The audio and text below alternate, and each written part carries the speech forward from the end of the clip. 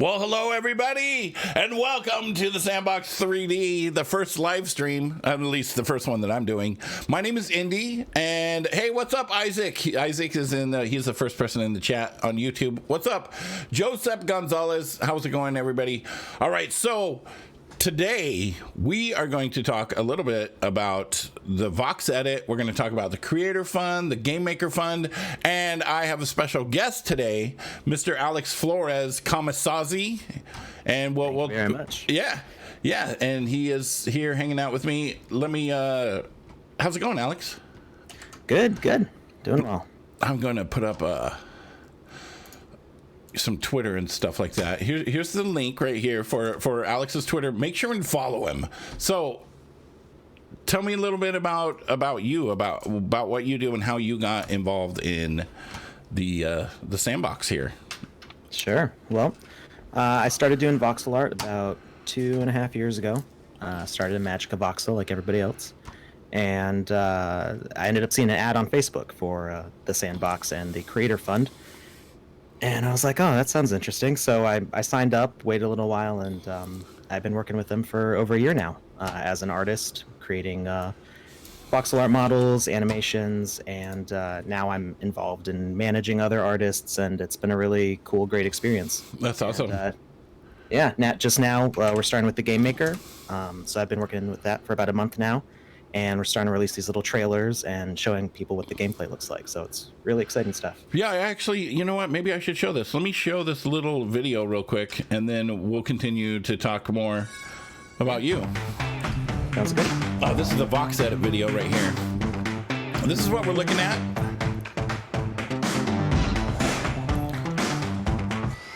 Oops, still there? Yeah, I'm here. Oh, okay. Oh, you can't see the video. Yeah, you can't see it. No.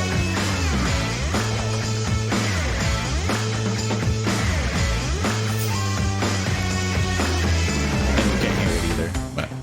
Nope, I'm just going to be quiet. So Joseph Gonzalez says, love all the work that you make for Sandbox, and you're a great ambassador.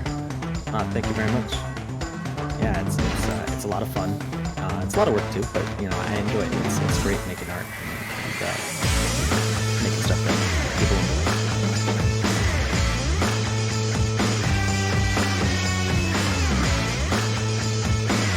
Yeah, this isn't the newest video.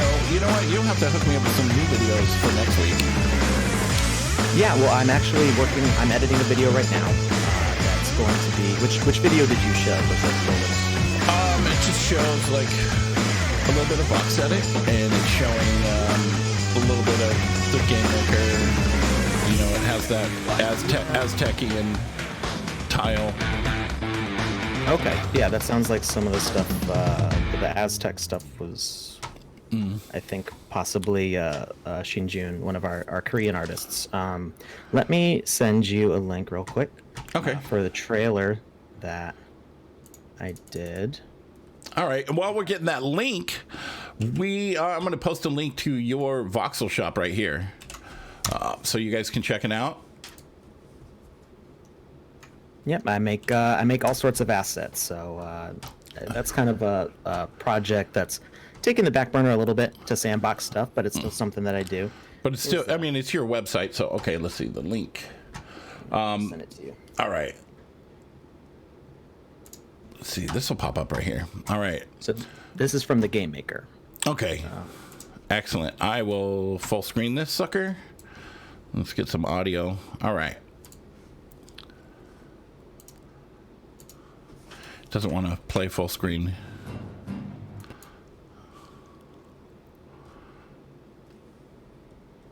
Come on. That's the thing when you do things on the fly. Yes, we will talk about how you can become part of the Creator and Game Maker Fund here in a little bit. Isaac? Well, you can only see it in little there, and yeah, if you check out on my Twitter, it's on there. Back from I think 2 days ago, 3 days ago. So this is one of my first projects in the Game Maker, actually. And the video that I'm working on today, which will go up on my YouTube channel, we'll be talking a little bit about how I made it. So it'll be kind of a first look for a lot of people of what the game maker looks like while you're using it as a developer. And this is all early alpha stuff, so pretty much everything's going to change. But at least people will be able to see. This is what it does, but everything's going to change. Everything's going to change. And that's the way it is. You guys have to realize that this is early alpha, right? Yeah. So when we go to show you the tool, a lot of that stuff's going to change. I mean, I was looking at some of your older videos, and the program looks different than the way it does now. And that's just what happens. So Rosaic says... my scene is not done yet, but he was so tired yesterday. Did it go okay with the kids getting them to bed yesterday, Alex? Oh, yeah.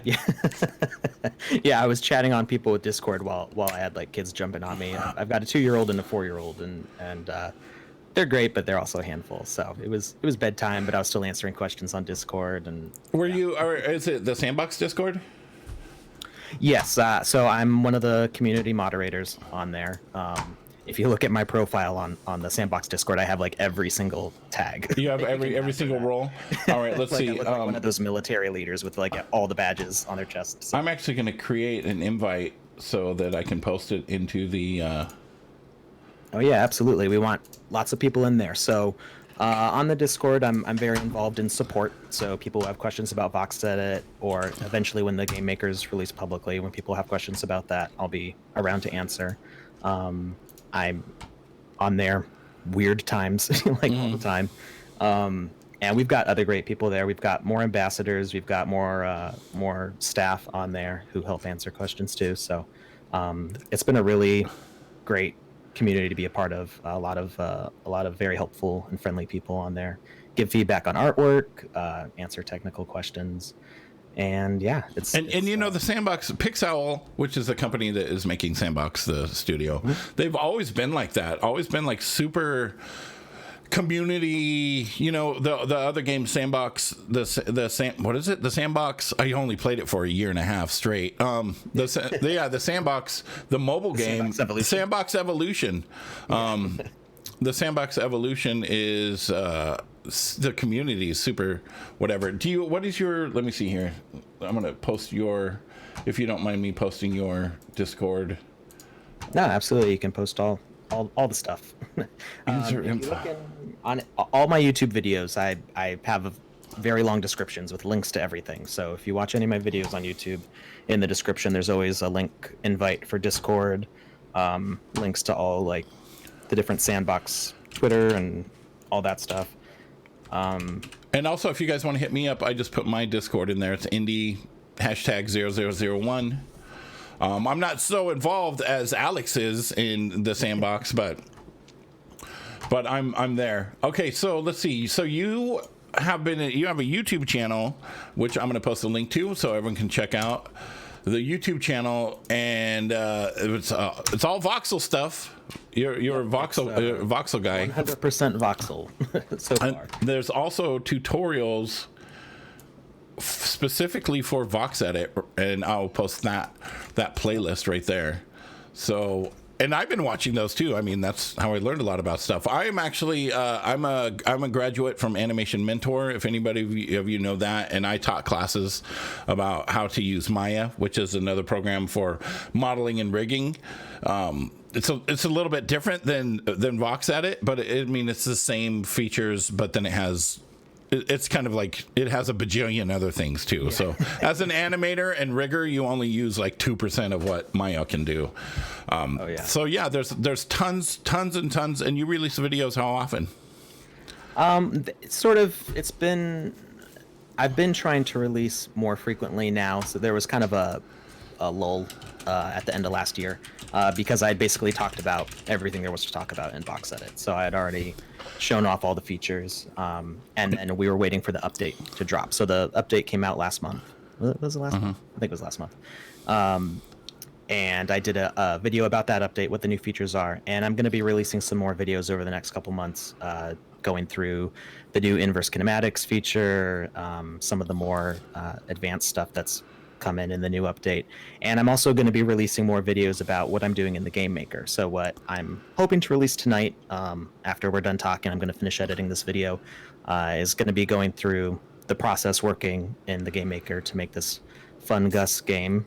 Mm-hmm. And it's not really Fun a tutorial Gus for that.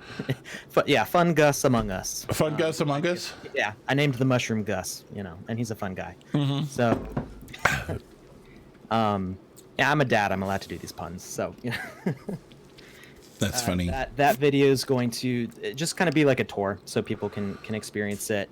It's not going to be a tutorial because so much probably will be changing before public release that it's not going to be very useful for me to do a tutorial at this point.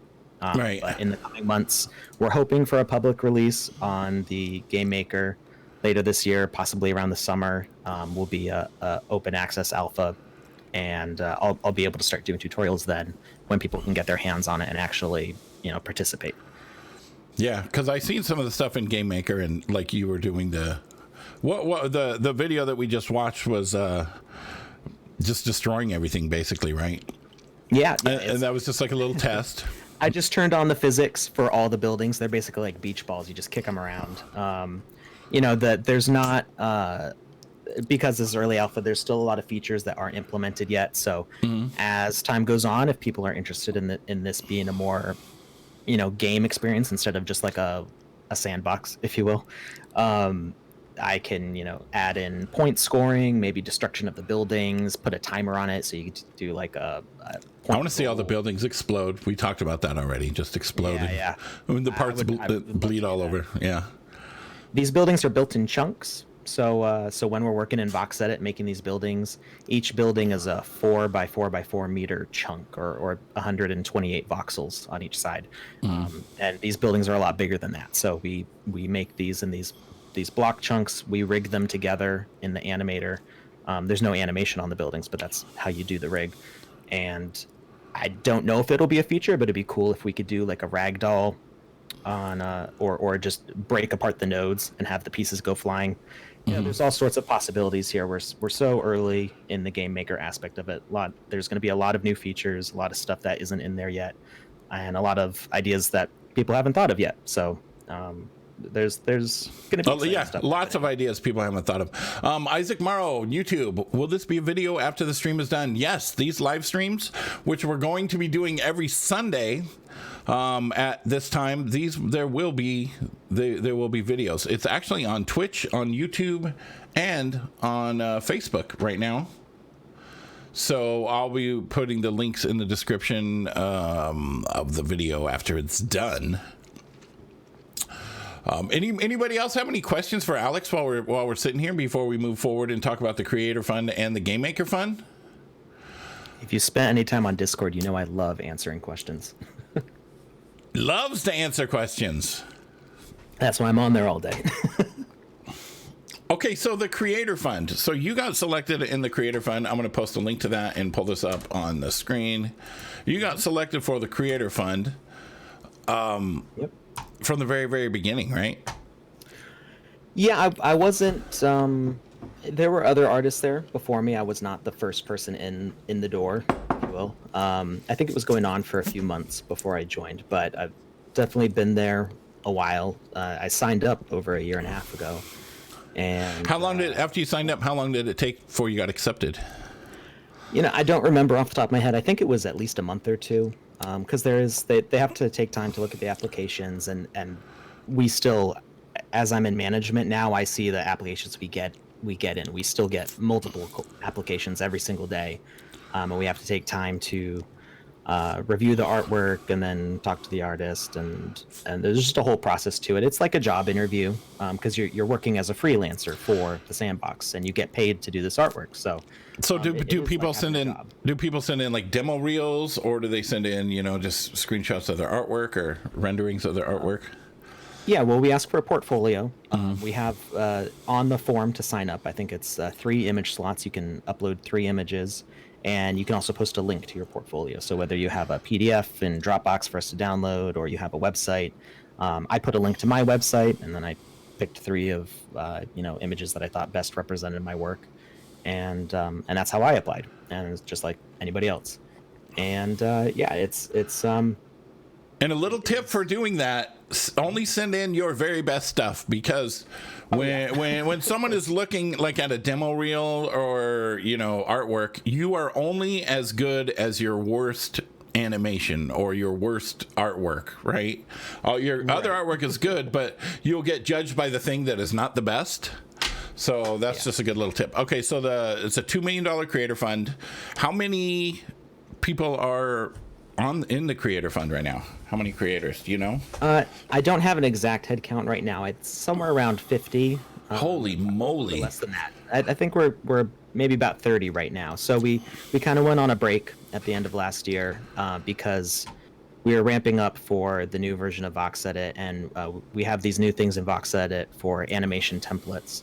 And we had been doing a lot of artwork where we didn't have as much direction, I guess. We people were doing a lot of different things, and we wanted to kind of focus on these animations that would everybody would be able to very quickly make off these templates. So we have like a dog template, we have a horse template, and we want our modelers who don't necessarily have a lot of animation experience, because VoxEdit is really the first voxel program for modeling that has rigged animation attached to it as one whole piece.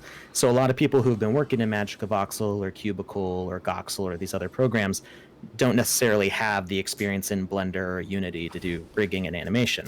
So we kind of wanted to make these templates so people can just grab them and go. And, in the amount of time it takes them to make a model, they also have all the animations as presets. So we paused everything and had some of our animation team working on making these templates, and they look pretty good, I think. We've got a bunch of different, like, running, walking, idle, jumping, eating, dying, getting hit, attacking, different animations for the different figures. So that adds a lot of possibilities for people. And I think I went off a tangent. I don't remember the original. No, it's fine. It's fine. We were just talking about the creator fund. So Rosaic says his Steam game with 2 million downloads would be the best piece. You know what? Can you link me that? I would like to check it out. And he also said, I noticed that VoxEdit is not friendly to drawing devices. Well, remember, it's also an early alpha. So, So I can explain a little bit about what's going on with that. It is a very complicated process going from a Wacom device to a 3D graphics program. And I know things like Blender or Maya or other, ZBrush and stuff like that have more experience in this field. But I imagine it was probably pretty rough for Blender when it first started getting those device inputs.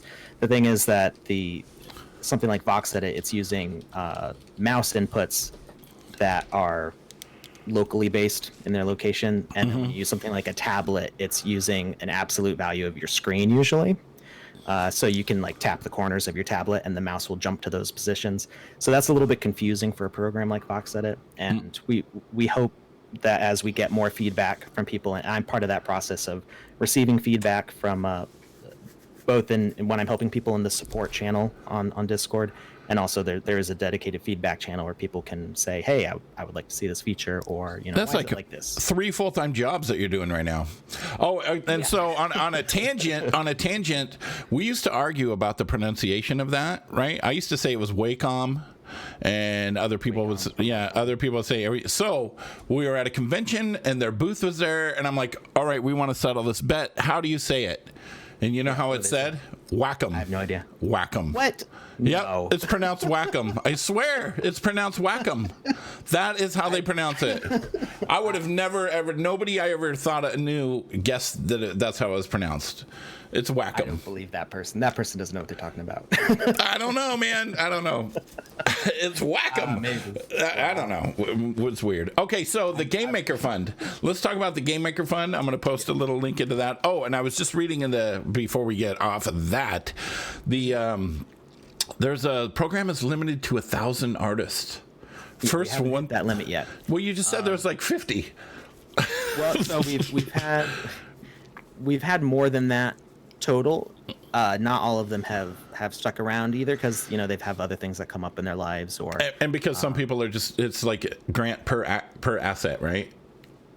yeah. So it's we do it's not like a hourly job or anything like that. Like we have assignments and there's prices set to them, and you're free to take them, you're free to not take them. If you decide like not to take a whole bunch of artwork, then maybe you don't get any more artwork, and that's just kind of the way it goes sometimes. So um we're actually having a big meeting with the staff tomorrow because we're trying to make sure that we give the best experience to our artists. So we've got everybody gets divided up into groups, little work groups, and then I'm kind of like the manager for the group leaders. So all of us group leaders are getting together, and we're going to talk about what the artist's feedback is, what their experience is like, because we want this to be a healthy working experience for everybody. We don't want 2 years down the line people are talking about I've heard this with other game studios. After something comes out, people are talking about feeling like they were taken advantage of in a game studio, and we don't want that. We want artists to have the best experience possible. So we're trying to get all the heads together and make sure that everybody's happy and feels like this is a fair thing. So right, and it's very clear, like the guidelines, like how many assets you can submit, unlimited. If you lose a copyright for any assets, and what are the licensing rights, it's really clear right here what that kind of stuff is. So know up front, Yeah. And I think this program is great because a lot of it, we want a lot of the power to remain with the artists. So with the exclusion, I did a bunch of work with the Sandbox last year that was NDA. Actually, some of the stuff you see in this Fungus Among Us video was some stuff that I wasn't able to show at first. Some of these buildings and stuff was work that's going to be exclusive to the Sandbox, but that was like a contract that I agreed to. For the most part, most of what the artists are working on, they retain ownership of their artwork, because when people will be able to access this stuff in the Game Maker, it's actually going to be published on the marketplace, and the artists receive the profits from what's being sold on the marketplace. So not only are the artists getting paid to make this artwork, but then it goes on their account with credit to their name, and they get paid when people buy it on the marketplace. So this really is really empowering to artists, and I think it's a great program and a way of doing it where people get credit for their work, they get paid for their work a lot better than they might if they just did like a one-time thing and then it's out of their hands forever. All right, that's awesome. All right, let's talk about the Game Fund. Game Maker Fund. Was that how the name said? That's how I'm saying it. Rosaic. Yeah, I think I've bumped into him on the Discord a few times. So when you've got a game that's got 2 million downloads on Steam, that's when you want to apply to the Game Fund over the Creators Fund, because the Creator Fund is just for artists, pretty much people who enjoy making voxel art or pixel art or 3D art.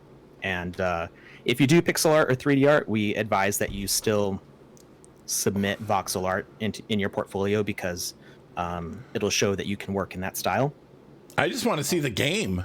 That's a lot of downloads on Steam. Yeah. But if you've made a game and it's successful, definitely apply for the Game Maker Fund, because that's a grant program for you pitch a game, and if they like your pitch, and you can pitch as many games as you want. You don't have to pitch just one. So if you've got an idea for a racing game or a platformer game or an RPG or whatever, pitch that game, and if your pitch gets accepted, you start working on it with the staff, and you get a grant to develop your game. Oh yeah, he says he's done that, but has never released.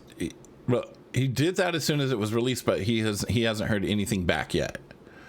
Okay, well, I can try looking into that later. I think we talked about it a little bit before, but I can try to see what the status on that stuff is for him. These programs also are getting people signing up every day, so there's a lot of stuff to go through. Pixel is a pretty small team as far as the staff goes. I think we've got more freelance artists than staff, almost. So there is a lot of stuff to go through. And because the Game Maker is so new, there's going to be pitches that we can't start on yet, because there will be ideas that have too advanced features. So if somebody wants to do like an MMO, or something like that, it's a cool idea and something that we're interested in working with, but it might not be something that we can start on until maybe next year or something. So it might take a little bit to get feedback, but always you can message me on Discord. Yeah, because right now, like, the NPCs have basic functions, right? They can animate them and you can move around. Yeah. They're kind of like, I don't know if you've seen RPG Maker, like people just kind of wander around and you can talk to them. That's about the extent that it works at right now. Again, this is the first time that we're showing the Game Maker, so this is very early days. I don't know if anybody remembers what Minecraft looked like back in before alpha. It was very different from what it is now. So, right. Yeah. So the Game Makers, $2 million Game Maker Fund. They're trying to find 100 games. The program is limited to the first 100 pitches. The grant payments are awarded on a per game basis, ranging from $5,000 to $30,000 per games. And the overall goal is to fund, and the fund is to generate 100 games. Mm-hmm. In addition to the grant, 100 accepted pitches. It might not say it there, but yeah, it's not like 100 people pitch a game and then we're cutting it off. It's 100 accepted pitches. So, right, it'd be kind of silly the other way around. Just in case anybody wasn't sure. In addition to the grant, you'll also be able to monetize your game to players when the Sandbox launches. Yeah, so we have a lot of ideas for monetization in the games for how people want to do it, because again, just like when we're making assets in the Creators Fund and the ownership stays with the creator, the game idea and the game content stays with the game, the rights to it stay with that creator. So if you want to make a game, RPG like Final Fantasy, and it is your story, your idea, you either make your own artwork or you buy artwork for it and you put it all together, that is a game that you could sell, and you can sell it on, in the Sandbox. So that's I don't know exact, because we haven't kind of hammered down all the details of how exactly the adjacent lands are going to work. I don't know exactly what that's going to look like yet, but it is something where you could have a premium game, or you could maybe do something like the Telltale series. Is it Telltale? You did the Walking Dead? Yeah. Where you get like your base game, and then you can have unlockable chapters. You could buy the next chapter. You could do, a store inside your game. You could sell like avatar clothing. I played this game and all I got was this stupid T-shirt kind of stuff. Right. And people, a lot of people love that stuff. Just, I get hats. Let's get this other hat. It's an exclusive hat. Yeah. Definitely. So let's talk about that. Let's talk about the currency. Let's talk about Sand. Sand is a utility token used throughout the Sandbox ecosystem as the basis of transactions and interactions. It's an ERC20 utility token built in Ethereum blockchain. And there's a finite supply of, what is that, 3 bajillion Sand. What is that number? It's a big number. Like 3 billion to me. 3 billion. Yeah, 3 billion. 3 billion, yeah. Bajillion. Bajillion. So Sand is used to buy land and assets, and that will also be the currency on how people can make money in the games. Mm-hmm. Yep. So it's Ethereum based. Now I'm not a crypto nerd. I know very little about this, so I'm going to try to stay away from too technical definitions for anything. But it is not connected to the marketplace yet. They're still working on that. So all the two pre-sales that we've done so far for land and for assets have been done with Ethereum. So it's going to be Sand and is going to be convertible to Ethereum, and yeah. So how are people buying land right now then? Well, you can't right now because it's sold out unless you go to OpenSea or another third-party marketplace where you can trade with people who already have land in their wallets. So we are doing these pre-sales. We've done 2 out of the 5 that are going to happen. And, I think that there's not dates announced for the next pre-sales, but that if you just follow the Sandbox Twitter, or you can follow them on Medium, they always post in advance of when the sales are going to happen. And along with the land pre-sale, which I think lasts 15 days, I think is what the last one was. The land usually sells out well before that. So the first pre-sale, I think, only lasted a few hours, and all the land was gone. The second one went on for some more days. So what happens after there's 5 rounds and then all the land is sold? Well, it's not going to be all the land. So there's a lot more land than, I don't know if you can zoom out on that map. I don't know how far you can zoom out, if you can see the whole thing. If you hit the little minus in the bottom right corner. Yeah. Yeah. So I believe that's the full land in that square, like all of the lands. I'm not positive on that, but not all of it is going to be sold in the pre-sales. So after the last pre-sale, at some point the whole thing will open up and people can buy from wherever. But the pre-sale will give people earlier access to the game maker. So that was actually confirmed on Twitter, I think yesterday. Sebastian, who's the COO of Pixel, confirmed that people who already own land will get first access to the game maker after the people in staff and the game maker fund. Sorry. So how much? So land is just one little green square, right? Yes. So the games that I've shown, so that the Fungus game is a single land. That's 96 by 96 meter blocks, and you can see that you can actually do a good bit with that amount of land. And how much were in the pre-sale? How much were those cost? Oh, it looks like it cost $35. Yep. So each basically pre-sale has a discount on it. So the first pre-sale had the heaviest discount, and the discount goes down with each pre-sale. So geez, some people were buying like $5,000 worth of land. Oh, some people have very large sections of land. Yeah, there's a few. They get called whales in the crypto and investing community, and they buy. So yeah, yeah. I've got 2 3x3 plots. I bought one in the first sale, and then I was awarded one as part of the ambassadors program, which just started. So. The ambassadors program is kind of people who will either help a lot on the Discord, or they're sharing stuff on social media. Maybe they're an influencer or something like that. But the people who get really involved in the community, there's an application. I don't have a link for that right now, but if you hang out on the Discord, you'll be able to find it. Yeah, hang out in the Discord. Also, here's the link for to register for the next for round 3 for the pre-sale. I just posted that. Mm-hmm. That's crazy. At some point that'll get announced, and it'll. So what happens when all the land is gone? Will there be more land? I don't think so. That there's going to be a scarcity to it, so land is going to increase in buying it early.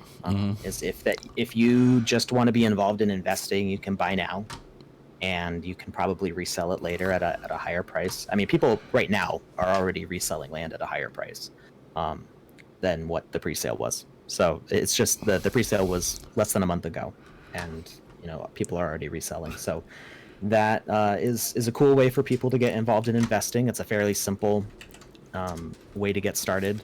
And it's pretty neat because you can like click on, like I clicked on this square right here, and it has like the link to Obyte owns this, so you can click on it, obyte.org, and they're a little cryptocurrency platform. There's a bunch of different. You can go into detail. You can see the assets that those people own, right? Yeah, that's that will probably be a more advanced feature later on, because right now you can see the land blocks. They're all the same right now for all those lands, but there's a plan for having more kinds of biomes going on. So that hasn't been a part of it yet, but that's something we're looking forward to in the future. We'll make land ownership a little more interesting. The Mind Fund. That is a big piece of land. It is a very large one. Yeah, a lot of those are reserved for the Sandbox to do their own things in. Right. And on the right side, you can actually see mine down under where the one you clicked before. It's got a little fox icon. Little fox icon. Right. Yeah, there I am. Oh, right here? There we go. Yeah, that's me. Vox land. Yeah, I don't know what to call it yet, so that's what it is for now. was ruled by the Voxel foxes. And look at, you can see all of your assets. Yeah. Oops, that didn't work correctly. Billboard man. Yeah. Yeah, it looks pretty funny when he's running. Billboards flapping in the wind. So, I grabbed that right before the sale ended. That one's gonna. So I did another thing that's released, which I didn't make the trailer video for it. It should be up on the Sandbox YouTube soon, I think. Called Cataclysm City. I did a whole bunch of tweets of screenshots for that. Neat. And so he's going to be in Cataclysm City as eventually, as I told everybody. Cataclysm City. Okay, let's see. I'm going to post this other link right here. This is the main page, sandbox.game. Yep. Your land is far away from us. Coin Dreams. Oh, Coin Dreams. Yeah. What I'm curious is how you'll be able to travel between lands. Yeah. So we did an Ask Me Anything on the Discord. I think it was right before the last pre-sale started, and that was a big question that people had, and we haven't had a super detailed answer yet. The staff is working on different ideas of the possibility of roads connecting the different lands, which I think is how there's another crypto game that does something like that with roads connecting, and I don't remember what it's called, but Crypto Lands, something like that. So there's a possibility of that. We're talking about other ideas for teleportation to different places, so there is going to be some sort of mechanic for jumping to faraway places. Flying on dragons. It's not set. Yeah, that would be cool. I would do that. It is not set in stone yet exactly which method it's going to be, whether it's some sort of fast travel or roads going between the lands or something. We're not settled on that yet, but there will be a mechanic in there. That'll be awesome. That'll be awesome. Yeah. All right. We definitely want people to be able to get to the outer reaches. Ooh, public transportation. See, look at all these ideas. Public transportation. That'd be cool. Like a little Hogwarts train or something, Yeah, that the Hogwarts Express. Yeah, I don't know. How about multiplayer gaming? Xavier Brito from YouTube asks. Yeah, it is not in the game maker yet, but we definitely want that. I don't think there would be much use for an avatar system that we're starting to implement if there wasn't going to be multiplayer. So there was a page on the Sandbox website before, many months ago, where I talked about the different kinds of games that we want. And we are looking forward to having, social RPG, MMO kind of stuff. Definitely interested in having Battle Royale, and even just places where people can hang out and chat. So multiplayer is something that we're very interested in, and we definitely want. It's just we're trying to hammer down the single player and the creator experience first, and work our way up. Maybe Uber wants in on Sandbox as well. That's funny. All right, so here's a question. What about Uber?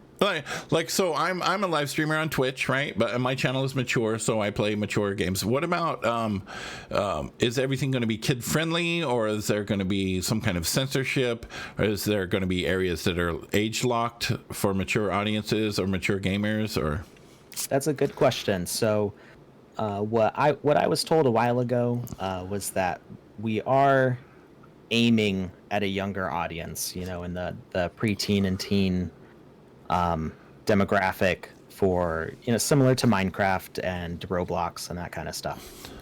Now, because people can make their own stuff, that poses kind of a conundrum of what kind of stuff is going to be allowed, how is stuff going to be censored, is it going to be censored, what kind of world is this going to look like?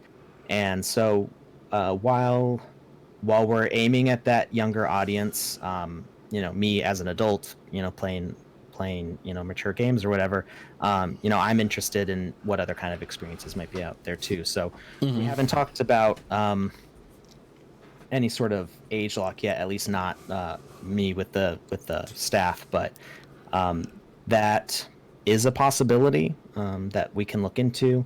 And we are interested in having community moderation, so like a self-policing community. That's been talked about mostly in the marketplace as far as making sure that people aren't stealing other people's IPs. So, obviously we can't be selling Mickey Mouse figures on the marketplace. And we definitely don't want people taking other people's ideas. Some artist is, maybe like a cartoonist is putting his figures in the game, and we don't want somebody going like, oh, I can do that too, and trying to take his ideas. So we do want a self-policing community.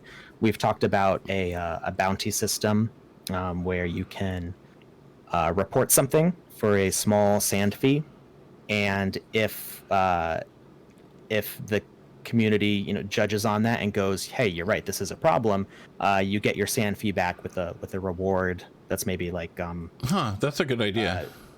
Well, when that way people are not just reporting stupid stuff. Right. Yeah. So there's like a penalty for reporting something falsely because you have to pay to report. But if you report accurately, you get rewarded. So when people publish to the marketplace, they pay a sand fee to do the publishing. It's kind of like when you want to sell your stuff on Etsy, right? You pay a listing fee. So if something is removed from the marketplace, the payment of sand to publish that asset has been talked about as being the reward for accurately reporting something. So that way, there's the people who are trying to steal something, who are trying to profit off of other people's ideas, they get a penalty because they lose out on their sand fee, and then the person who is policing and reporting correctly gets rewarded for helping the community stay, safe, if you will. Now, something like that can be implemented also with the lands. So that's something that we're not quite fully formed on yet either, but that's I think this is going to be awesome. I mean, I loved the mobile Sandbox game, the Sandbox Evolution. I built so many levels and so many different things, and the funnest part for me was playing other people's levels, right? Yeah. And I think this is going to be so cool. So I'm looking in the marketplace right now, and there's already a bunch of cool stuff. There's 1,002 assets for sale right now. Yep. Well, not quite for sale. They're published. Published. Okay. Yeah. Good. So assets only go on for sale during the pre-sale events, and they're curated. So we take some of the top stuff from the marketplace and put that up for sale. Once this is all connected to the Sand blockchain and everything's ready to go, all this stuff will be for sale. And so, yeah, when the store opens, there's going to be over 1,000 different things going on there. Oh, it's so cool. You can like preview all of the animations and everything. Yeah. Yeah, you can even full screen that if you want. You can see it in nice high detail. Mm-hmm. Move the camera around. We work with Sketchfab to get that player in there. So we use the Sketchfab API. Sketchfab's a great 3D asset store and publishing platform. So we were able to use their tech to get that in there. And that's pretty. I mean, I don't know if high res is the word, but I mean that's pretty. Because I mean, look at how many voxels it is. That's a lot. That's something that's come up more recently. So a lot of the stuff that's on the store might have to change from what it is right now. Because that is super detailed. Our standard a little bit. Yeah. So this guy would probably be like meters tall in the game. Yeah. This is something that you'll notice when you go through my tutorials on VoxEdit, is that the animator used to have a scaling feature, which has now been removed. Because as the developers were making the game maker, they realized scaling was causing issues with graphics. So we moved from having some high detail objects. We were originally going to go with really high detailed avatars. We've decided to go where everything is using a 32 voxel per meter scale across the board. So unfortunately, that meant the scaling tool had to be removed from VoxEdit. But we think people will get a more cohesive visual experience with this.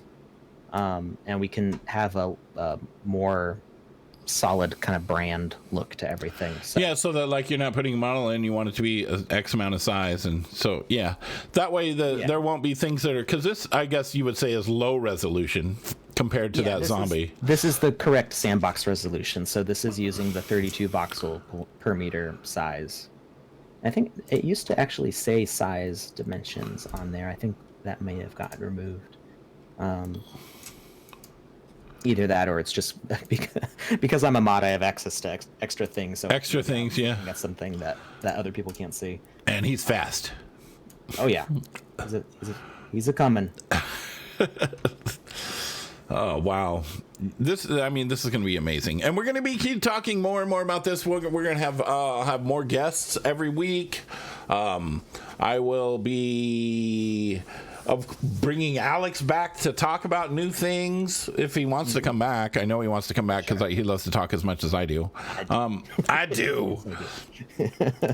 Let's see. I have 2 VoxEdits open. Let me just close one of them. There we go. So let's get down to the nitty gritty. This is going to be like a basic, and I know you guys already know this. This is VoxEdit right here. I know a lot of you already know this stuff. So when you get the version, you can download it at that link I just put up there, voxedit.io, and it changes. Like if you look at this version and look at Alex's first video, it definitely looks different. Oh yeah. Lots of changes. Yeah, so the front page is guidelines. It's got the marketplace. It's got it takes you to a link for the game maker here. If you just click on that stuff, there's a ton of information that you can learn and look at. A bunch of different cool things that you can create. Even if you're not putting stuff in the marketplace, you can still use this to model and animate things, right? So what do we got? We have news, modeler, animator, and block. So modeler and animator is pretty self-explanatory. What is block exactly? So block is how we do those terrain blocks in the game maker. So when you're in the game maker and you see, the land that you're walking on, that's not a model like you would make in the modeler. It's not a full voxel block. The blocks are actually just a simple 6-sided mesh cube, and it's got 32 by 32 pixel textures all around it. So that helps us to optimize things better. And in that aspect, is very similar to Minecraft. The way you construct your terrain. So the block editor. Okay, so I'm doing some of the same tools as the modeler, but it's much more simplified, and you can see.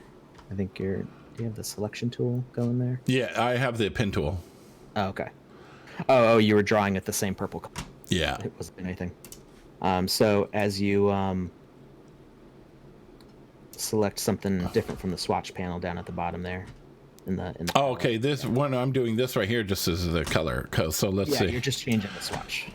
So yeah, you pick a different one, and then as you draw, when you release, you'll be able to see on the right side. You can see it updates the faces. Right. So you can easily see what each side is. And these will be like the blocks that you're walking on, right? Yep, exactly. Okay. Well, I don't want to get too into detail of this. Let's go back home. Do I want to save it? No. Well, let's go ahead and just look at the modeler right here. I'm going to create a new asset. There's tutorials in here that learn about the modeler and learn about the rigger. And where do these go? These tutorials. Those don't actually go to me. They don't go to you? Dang it! No. The Sandbox does enough to promote my channel already. So those just go to like a quick. This is like a cheat sheet. Different stuff that's in there. So it tells you what each tool is. I think it mentions a couple shortcuts. Yeah. And with anything, it's like as far as a modeling program, there's not really that much to it, but it's still overwhelming. So like the more and more, and I've only used a short bit, so I'm going to be learning big time over the next coming months doing this, right? So here's the tutorial for modeling. There's a tutorial for rigging. Now, if you want Alex's stuff, I'm going to post a link up here again in the chat. That's the playlist that Alex is continually. How often do you release videos again? It's as quickly as I can when there's a new feature.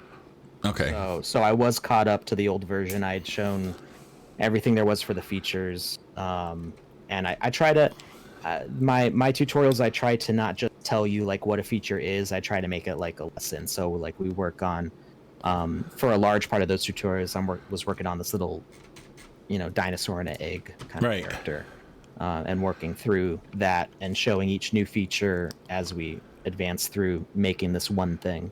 I'm probably gonna have to figure out something different for the new one because for inverse kinematics I'll need a much more complicated figure. But yeah, you can go to. I actually made shortcut URLs for that. So if you go to tinyurl.com/VoxEdit, it will take you directly to that playlist. And then you can always, if you just subscribe to my channel, you'll get to see whenever they come out. You swooped up that tiny URL, didn't you? Well, I guess, VoxEdit wasn't like a common name before, so I got lucky. Right. Okay, so let's just do a quick run through of the modeler. One thing that you talk about in your videos is making a Dropbox folder for all of your stuff. Oh yeah. Right, and putting everything in it. It doesn't have to be Dropbox. Could be Google Drive, could be iCloud, could be whatever other, Backblaze or whatever backup system you want to use. I personally like Dropbox. Other people hate Dropbox, so I'm a Dropbox user. I pay for the big Dropbox. Yeah, me too. I've shared my link to the Max. I'm gonna fill it up. Yeah, I've shared my link to the Max to get as much as I can. I'm not doing that right there. So when you get a new version, you just replace the VoxEdit version with the new version in Dropbox, but still open the same files. Oh, you mean for the program? Yeah. Yeah. Well, I save all my old versions just in case something happens, and that's just because I'm a nerd. Because so something like with the scale getting removed, the scale feature getting removed, some people noticed that if they had an older model that had the scaling in it, it kind of like messed up that node, and they would have to like redo that one part of their model. Whereas I have the old version of the program, so I can open it in that and remove the scaling and not have to change anything else. So right. It's just a habit that I have of one. And it's good for, especially, since this is early alpha. Early alpha. Yeah, and I save it to Dropbox just so that way any like settings files or anything going on like that are always backed up. And it's even more important for the content that I'm making more than the software itself. So the software backup's just because I want it. Yeah, right. And it's also good. File backup is because I need it. If the program crashes or if I make a mistake and I want to grab an older version, Dropbox has that version history for me to recover. Right. And it's also good, like me, I also work with, I at home, I have 4 monitors, right? So all of these things I would pop out and put on my other monitors. Mm-hmm. But I also work from my laptop. So if you just have everything on your Dropbox, you can pull up all the same stuff and work from anywhere. All right, let's do a quick review here. The first thing is you can move around. You can rotate by using the right mouse button, right? Mm-hmm. And that rotates everything. At the bottom left, or like right under my beard here, is the tooltips. Alt and left click is that actually that changed. So this has been reported and will be fixed in the next update. The tooltip for mouse controls is the old tooltip. So that was forgotten to get updated. Okay. Yeah. So it's right click to rotate. It is middle click or clicking on your scroll wheel to pan, and scroll to zoom. I always end up scrolling a little bit when I'm panning. And it's just because of it's my condition. And so roll and then pan and then zoom. Those are the 3. It's like any other modeling kind of program. I mean, Maya's a little bit different. At the top left, we have return to the welcome screen, which will ask you, hey, do you want to save this stuff? Let's hit, and here's the save button. Coming down the left side, select mode. We don't have anything to select right now. Create mode. So I'm going to just do that. I'm going to drop some blocks in here. And when you can't like drop anything in the middle, you have to start from from an edge, right? So Yeah, you got to start from the bottom to get to the top. So, but you can actually start from the other edge. You know what I mean? You can start on the You can side. start from any edges. So right now I'm just placing one block at a time. Now, if you want to get that stuff in the middle, there's a couple different things you can do. You can either build up from what you made, or in the top right corner, there's little red, green, and blue Right here. arrows in the corner, all the way over. Oh, okay, and then you can move stuff. Yeah, those are the scroll controls, and it'll loop to the other side, and that way you can build something on the ground, lift it up, put legs under it, whatever you got to do. I guess you can draw on the top, but it's not something that I've ever really done before. Can you? Huh. All right, so I'm just drawing. If you rotate the camera to see the ceiling, if you will, you can actually just draw on the top right there. Yeah, there you go. Yeah. Okay, so this is just that way. So this is just putting one. I tend to like doing pixel art. I draw it. You know what I mean? So that's fun. The palette, you can click on the different palettes, and that will give you different colored blocks over here on the right. And there's a whole thing for palettes you can load. You can create your own palettes. Yeah, see here, save, load, new palette. It's good to create a palette and then work within that instead of having like all of the colors on here, because that's just way too much. So it's really good to go through your palette, figure out, exactly what you want to do. So here now, if you're familiar with Magica Voxel, you can export your palettes from Magica Voxel and import them into VoxEdit. So that really helps. Like working with. Yeah, that really helps with consistency. Because if you have a bunch of different assets in a game or something, and they're all close colors, but their shade or hue is a little bit off, it doesn't look right. So I'm using the palette button right here, the paint mode. It looks like a palette, so I'm painting all the blocks the different color that I've chosen over here. Then we have the toolbar line, which is basically. It's not. Oh wait, because I'm painting here. I have to be in create mode. Yeah. Oh wait, let's just go ahead and do the eraser. So I can also erase. I'm erasing individual blocks right now. Yeah. Now you could erase in a line if you wanted to. So if you clicked and dragged across, say, that left side, just like that, and yeah. Yep. So I can also erase one at a time, but that I can erase multiple things by just doing this part of the tool using the pen tool. Okay, then so that used to be right click. So if somebody's already been using that, did change. Right click was delete. Sorry, go ahead. Right click was delete, but it's not now. Yeah, it was kind of a convenient shortcut key, but it also, for me personally, made me mess up with stuff a lot, because I would go to rotate the camera, and if my timing was off with the alt just that hair of a second, then I ended up erasing stuff instead of rotating the camera, which is kind of a pain. That got separate. It's kind of a pain. Yeah. All right, let's see. And then let's go ahead and go back to the create. Create, and then I can use the toolbar line. The toolbar line is cool. You can draw in a straight line, but when you move, it actually, it figures out what would be the best course of action to take, right? With how many lines. Yeah, you can do that in 3D too. So you can start like on the bottom and then go up to the sides, and it will project it like that. So you can start like here and then go over to the edge, just like that, and draw lines up. Yep, or to any object, wherever you want. Oh, that's pretty groovy. I like it. Boop. You have to really... You have to be really good with your aim. Yeah. Especially in 3D space. In 3D space, yeah. Control Z. We'll get rid of that one. It was terrible. Also, okay, let's see. This is the box tool, and this affects a box of voxels. So, using the create, I can draw basically a one voxel shape on whatever surface, right? Well, it'll go, so it goes diagonally from one So if you, there you If I draw up like this, it can do it against the wall, right? go. Yeah.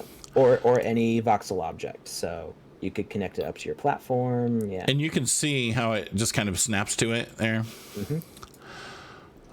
Man, people are going to pay a lot of sand for this. And so that also works. Yeah, they're going to pay a lot of sand. So that also works. Like if I want to change the palette, I can use the paint tool. Yeah, absolutely. Right.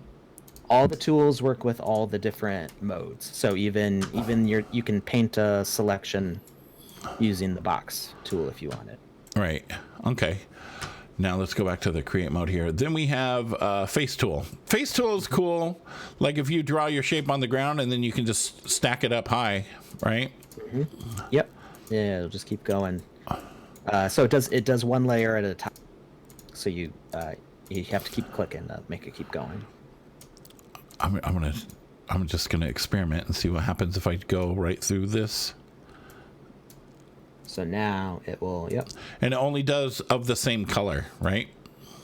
Yeah, so if you, when you had your red next to the purple, it only does the one that you click on.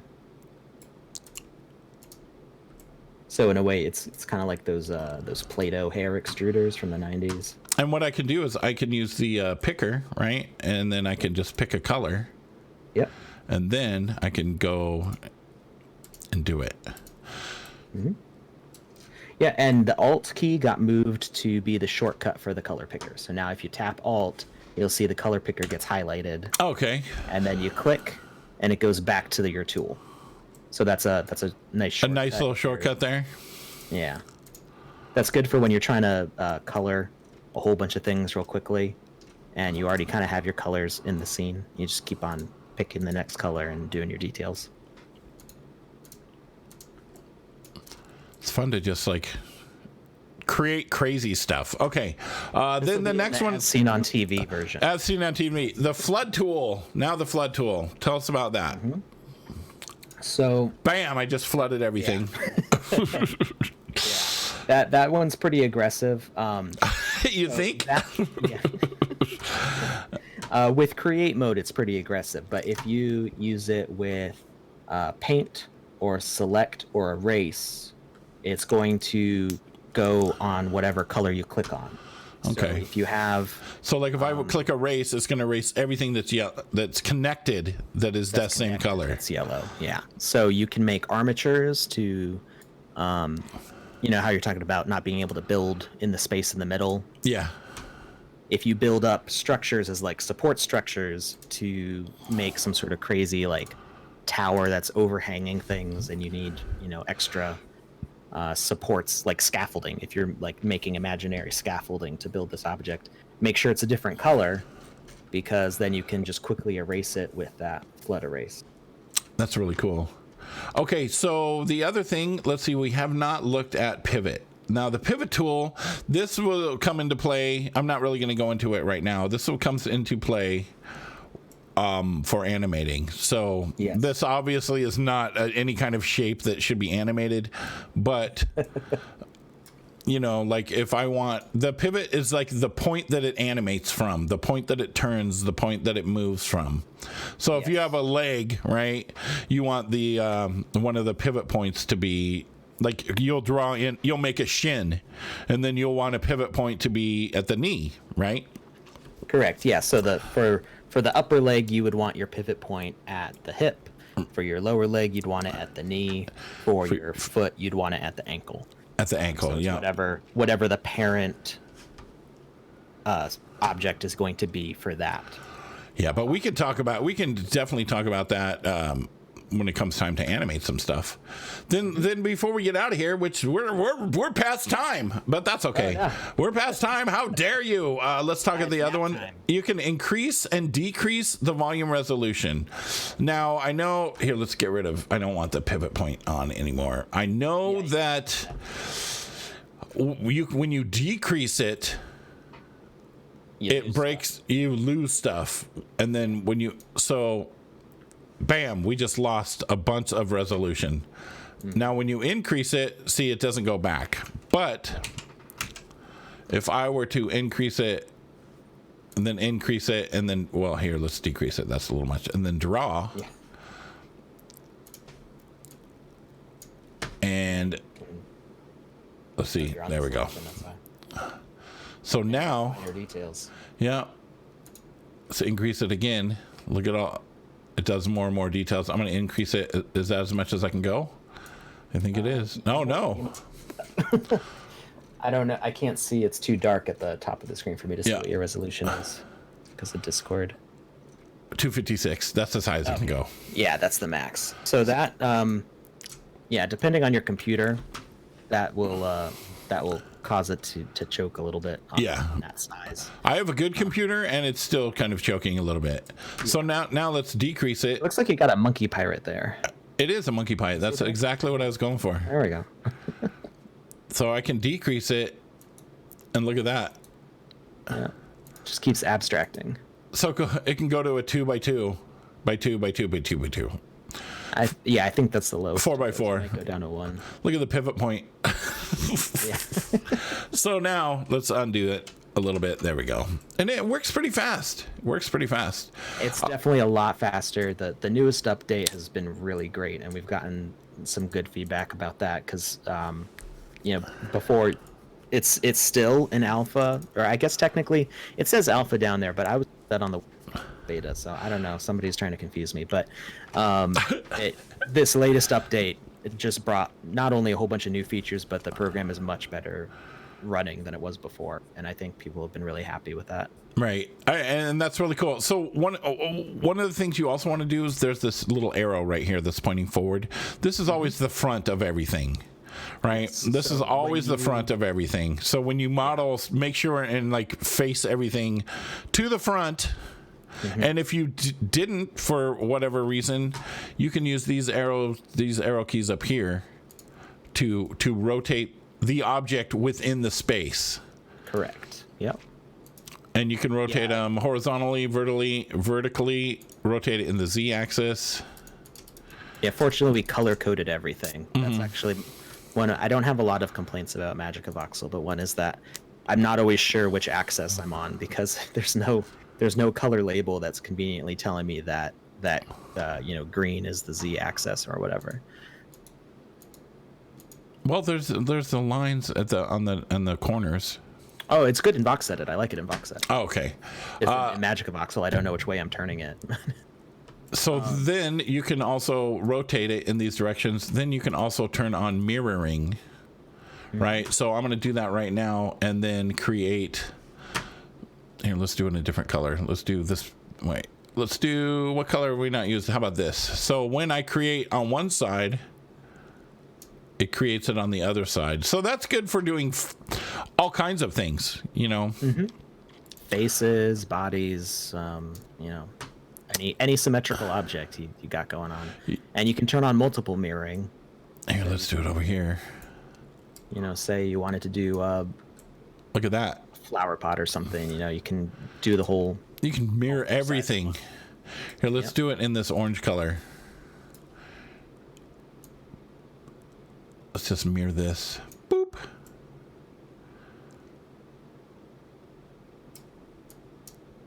Mirrored it everywhere. I'm just drawing now like a madman. Look at that. It's a face. So then you can turn all of those planes off. This also tells you the volume, width, height, and depth. And then over here we have your different views, right? So we have, right now we are on hiding edges, but we can turn them on the voxel edges so we can see each individual voxel. Yep. We can, for counting. Yeah, we can turn on quad edges. And what is that helpful for? Nothing in particular. Okay. Quad edges. Yeah, that kind of shows you how the ambient occlusion works, but as far as like practically for modeling purposes, it doesn't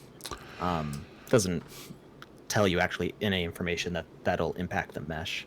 Right, and this has nice edges, which is the edge of everything basically, except for it does not show like edges of different colored things. It shows edges of the shape. Yeah, just the physical edges. So you can see it right here. how the line's right here. But you know what? I like that. Then this last button is reset camera to default position. Is there a shortcut for that? There is not, as far as I know No. at this time. Yeah, I know.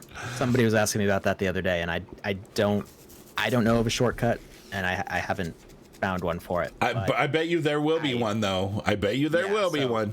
There's a nice long spreadsheet that keeps getting bigger of feature requests and bug reports. So because believe it or not, where's my stuff? I lost it. I have no idea. Oh, there it is for a second. Oh, there, you can lose your stuff. You can lose your stuff. Look at that. I zoomed out so far that it is gone. Yeah. And you can accidentally do that. Bam. That's a great thing. Yeah. So let's talk about this last thing over here. The perspective and orthographic view. Yep. So perspective, or your orthographic view shows more naturally what it would look like naturally, and your perspective is just everything. Everything is visually the same width and distance from each other. But your orthographic view is kind of more of a natural. Yeah. So perspective's actually what it would be naturally. With things getting smaller as they get further away from you. Yeah. Whereas orthographic view is all lines are always parallel. So that means that things like far away will look bigger because they'll be the same size as the things that are closer. But orthographic is good if you are trying to like do a flat side of something. If you're trying to, it's kind of hard to describe. Like as somebody who's like used it a lot, it's like it kind of just it makes sense in certain situations. Yeah, perspective is like where things in the distance are smaller. Like if there's two barrels that are 10 feet tall and one of them is like 5 feet away from you and another one is 100 feet away from you, the other one looks smaller even though it's the same size. But so orthographic would be that they would both be the same size no matter the distance they are away from you. Yeah. So perspective's what your stuff will look like in the game. Mm-hmm. It's like a real camera view, sort of. And orthographic is more for planning architecture, kind of getting even measurements. You know, if you wanted to, in orthographic mode, you could put a ruler to your screen and you could count out measurements and make them match up from one part to another. So orthographic is good for like planning, and if you're being really like technical about things. And some people might just be more comfortable with one than the other, because Cubicle only has an orthographic camera, and if somebody's coming, if a voxel artist is coming from Cubicle, that's what they'll be familiar with. Magica Voxel has both, but it defaults to perspective. Mm-hmm. So depending on what your experience with 3D art is, you may prefer one over the other. Me, I jump back and forth between the two all the time, just for whatever I need in that specific moment. So yeah. And you know what, with this, we're running pretty good. We're running at 59.2 frames a second, which is pretty amazing. 50. Oh, 50. I heard 15. I was like, that's no, 59.6. So this other button over here, what is it called? I'm not sure what it is called exactly, but it gives you your different views. So like if I want to view panes, the view pane. So this is like hide the floor. Oh, I see. This shows it in that.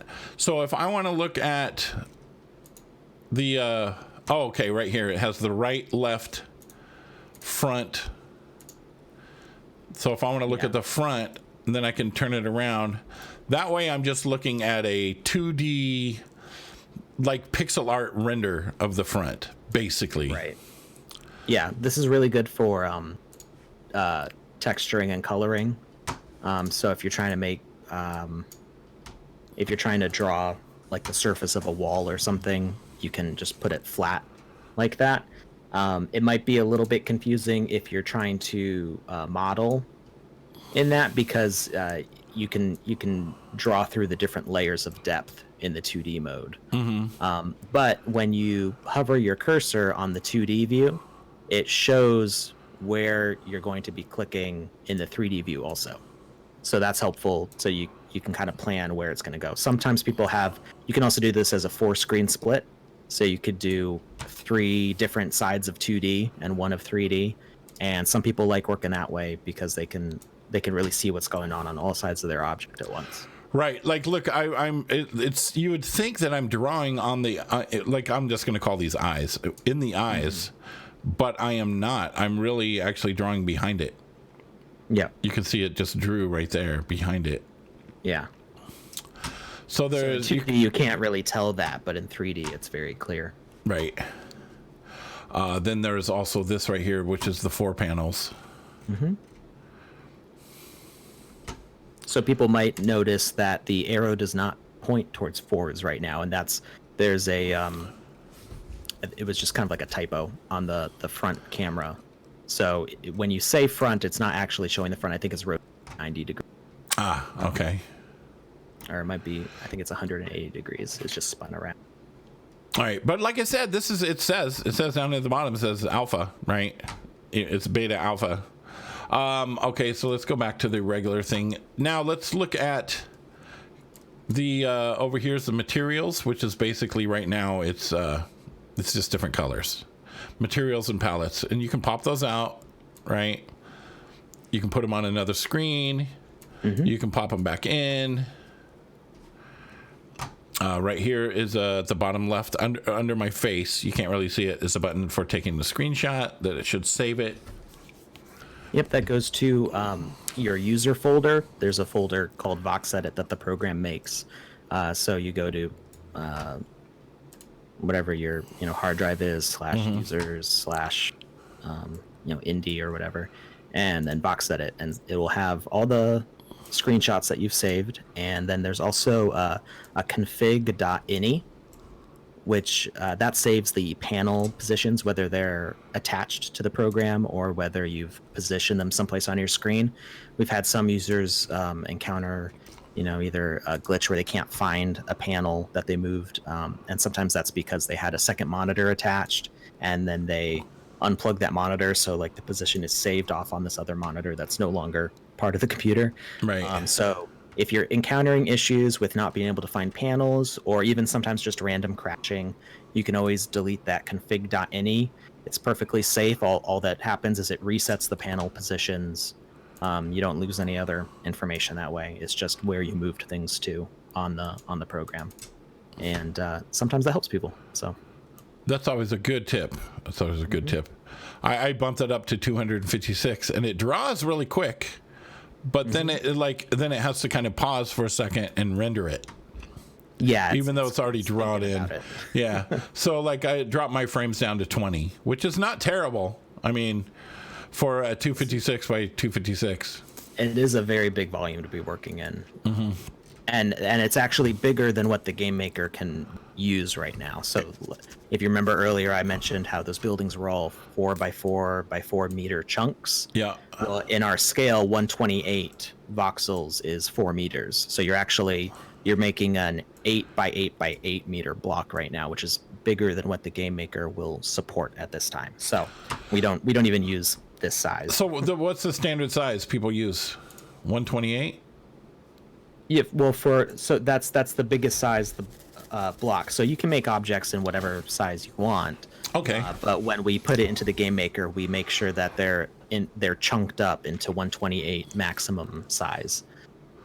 So whether it's a building, or if you have like a street light that's, I don't know, 5 meters tall, then we would do the bottom part of the street light as one 4 meter tall object, and then do the last meter at the top as a separate object.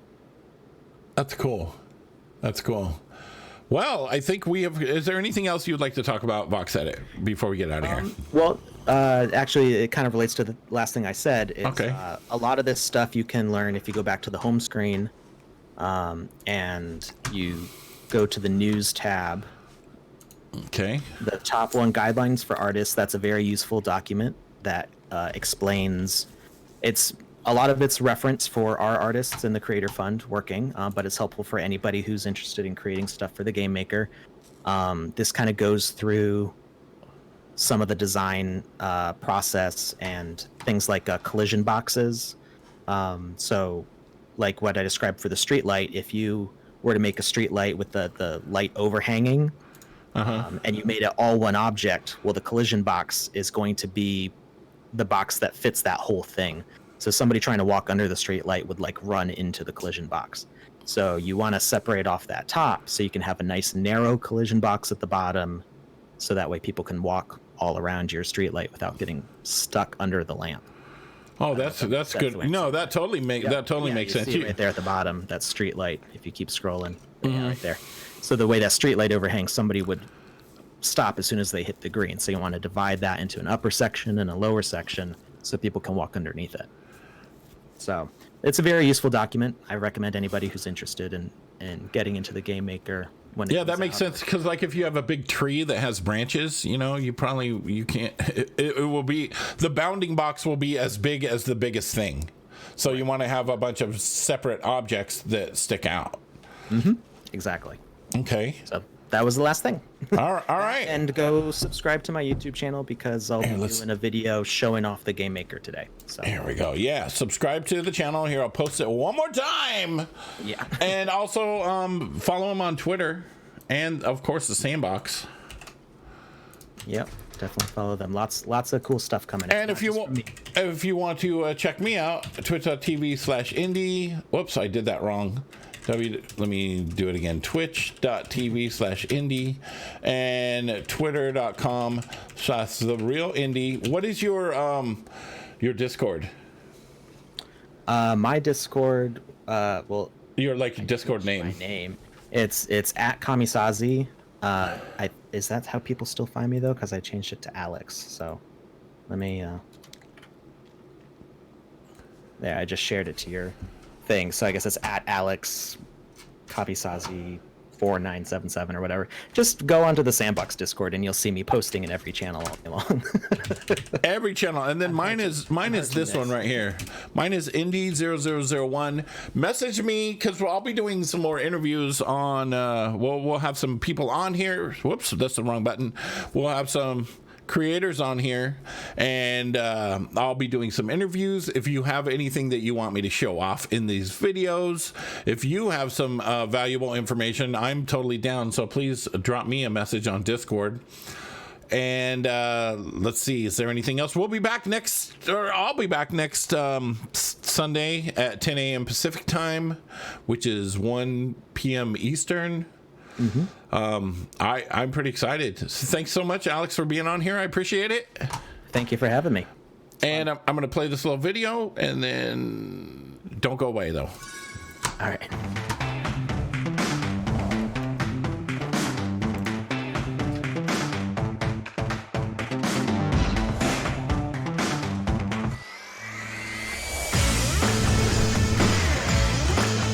Make sure and like this video and subscribe to this channel.